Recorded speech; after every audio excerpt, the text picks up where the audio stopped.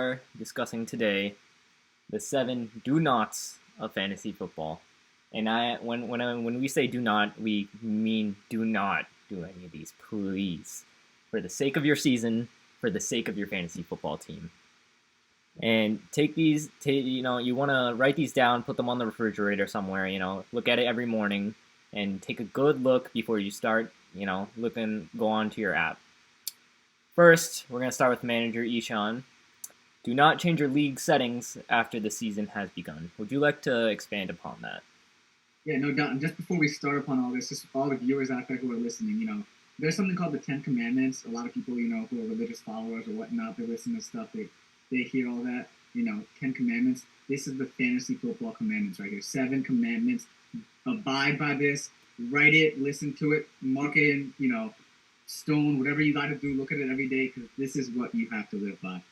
So yeah, to start off, you said don't change league settings after the season begins. I mean, we would think, as competent managers, this is, a big no-no, common sense right here. But there are, first-timers out there, people still getting involved, may not know the entire, workings of fantasy football. So all those newbies out there, or people still trying to get the ropes of fantasy, do not change your settings. Once the league starts, once you have managers who have all agreed upon a certain collective rule set or changes of collections of rules, you have to stick to them. If you start changing rules midway through the season, you're going to have commissioners and managers who get disgruntled, who get upset, and that's where then you have league discontinuity, which then just leads to further non-incitement, not a lot of engagement, and just not a lot of fun in general. Yeah, no, definitely agree. It's a big one right there. Once you have the settings set, just keep them that way. All right, we don't want any angry managers, roaming back and forth to ruin your season right there from the jump. All right, number 2, do not play a player in your flex on Thursday night football. Manager easy. I know you're a big advocate for this one. Can you explain? Yeah, and this one might not be an obvious one for some managers out there because you want to put your players based on kind of how you see them, who's your wide receiver 1, who's your wide receiver 2, and then you're going to put your wide receiver 3 maybe in that flex spot. But here's why you shouldn't put a player on Thursday Night Football in the flex spot. Imagine you have someone potentially that's going to miss some time. They're questionable at the moment. However, you have them sitting at your running back 2 position, and then you have your stud running back that's playing on Thursday Night Football in your flex spot. And then Sunday rolls around, you realize that that running back that's questionable is actually doubtful or completely out, and they're not going to play or perform up to the ability that you thought they were going to. And as a good manager, you were prepared. You have a really good wide receiver that you can replace them with. However, you go to your roster and you look at it and you see that the flex player is filled up and you have to figure out a running back instead of putting in that wide receiver that could be put in there. So I think this is your chance to be smart ahead of the game and make sure you put those Thursday Night Football players in your running back position or your wide receiver position. Stay away from the flex players so you have the ability to change your plans and divert if needed. Completely agree, and that's a very solid point that not a lot of members or league mates can even think about, but it could be a vital part of your overall outlook for the week. Manager Chipotle, we got you coming in with the next one. Do not start your draft before collecting all dues. Please explain the importance of this rule.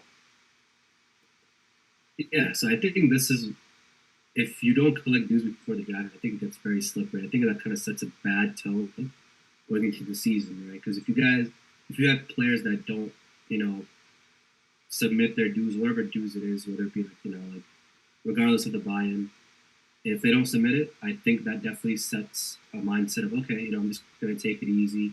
We'll see guys won't be setting their lineups because if there's no money on the line or anything on the line, then you're not going to have that much success from certain managers. They will be checking their lineups. They're gonna, have a bunch of guys that are eligible to play on the bench. Not being engaged. So on and so forth.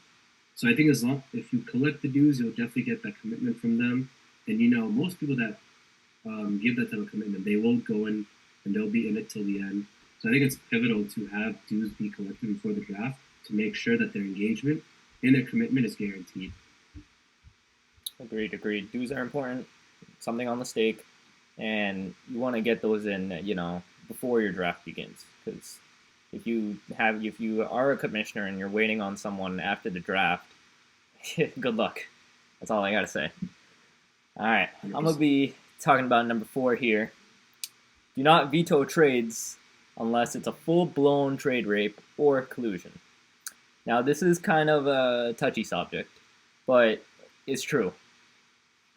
Trading has gotten, it's getting more evolved as we, progress along in fantasy football. Everyone has different strategies that they're going to use during these trades. And just because, as an outsider, you're looking in on this trade and you don't think it's fair, that's not a reason for you to veto that. You don't know what other plans that the managers have that, that can be affected by just one hit of a veto button from you. So unless it's, that full-blown, collusion or just flat out fleece of a trade, then don't hit that veto button. And when we say collusion, we're saying like, the one manager gives $5 to another for, I don't know, just like running back, or if it's an entire fleece, like if it's like a Tyreek for like, I don't know, like a Taysom Hill, then you start calling some questions into the chat and see what's going on there. But other than that, let the managers play out their strategies. Let them do, how they want to run their team. They're their own managers at that point. All right, we're gonna go with manager FanDuel here with number 5. Do not burn bridges with trade partners. Do not, and this is a big one. A lot of managers, are short-tempered, short-sighted, and just truly lack the ability to grasp the bigger picture when it comes to fantasy football. And, I understand a season can seem short. We're already in week 8. Shoot, I still feel like we're in week 1, So, I mean, this time has really flown by, and people, managers are usually not as forward thinking. But when it comes to making deals and it comes to making successful trades, the number one thing that most successful GM/managers have is partnerships/relationships with other managers. You're never going to be able to get a deal done with one manager. Each deal requires at least 2 managers, and for that reason, you need both sides to come to a collective agreement, to be on the same page, to be understanding of what the other side needs and is looking for. And for that reason, you may not like another manager. You may not feel like, they're offering you fair deals and into week 2 or week 3. It doesn't mean you blow them off. It doesn't mean, you tell them off or you do anything, because that same manager could come around in week 9 and he's selling his team off, and he might have that one piece that you need to take your team from a contender to a championship level franchise. So never burn any bridge. Keep strong relationships with other managers, because you never know who can be beneficial to you down the line. Yeah, for sure. Yeah, you want to, have those trade partners ready enough to go whenever you can to text them. Very vital, very vital. That being said, with those trade managers, we got number 6 here with Manager Easy. Do not trade them a dime for 2 nickels. Would you like to explain that analogy a little further? Yeah, absolutely. I think we had a perfect example within our own league recently, where some players, they're like, how do we say it? Maybe like they're banged up Corvettes, or they're banged up really nice shiny cars. Tire might have popped, but that doesn't mean you're going to go ahead and trade it in for a sandwich and a side of fries, right? So that's exactly what I mean. I think a lot of players, a lot of managers, they overreact. So they think that quantity in and of itself can help them. Depth is very important. However, you have to be very careful when, as the manager, balancing the line between depth and having just quantities of players that don't really improve your team. So trading away a dime for two nickels is trading away Calvin Ridley for Zach Moss and Jeff Wilson. That's what happened in our league. A manager got desperate, needed running backs, needed any running backs, so traded away a receiver for it. And if it comes down to it, you really need that position, start shopping around, start seeing what other managers have to offer, and really don't sell yourself short as a manager. You have assets, you value them what you need to, and if it's a dime, try to get it for two nickels and maybe an extra penny, but get that advantage, get that edge. Yeah, definitely. And that comes with using what you have and going around to other managers and trying to see what you can get more. Use it to your advantage.